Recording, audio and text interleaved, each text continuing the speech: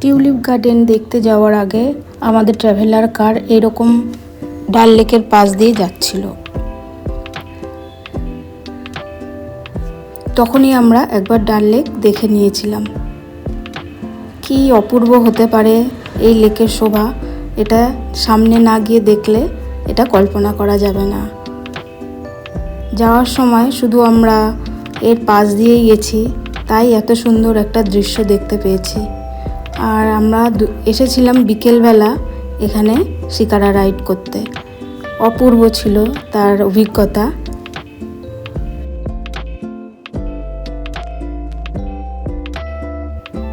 2025 সালের এপ্রিল মাসে আমরা কাশ্মীর ঘুরতে যাই, ঠিক 1 বছর আগে।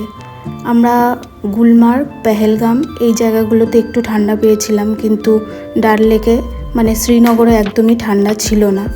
তো আমরা ডাল লেক যখন ঘুরতে যাই তখন বেলা 3টে কি 3:30 বাজে। সেই সময় কিন্তু ভীষণ রোদ ছিল।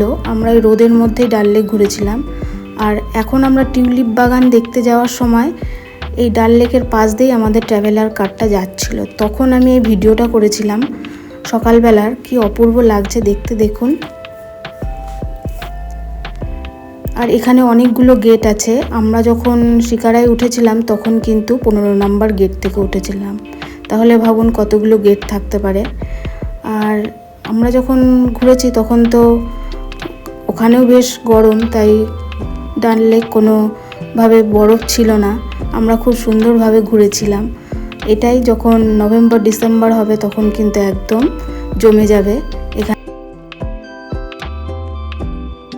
এইরকম একটা অপূর্ব দৃশ্য দেখেছিলাম।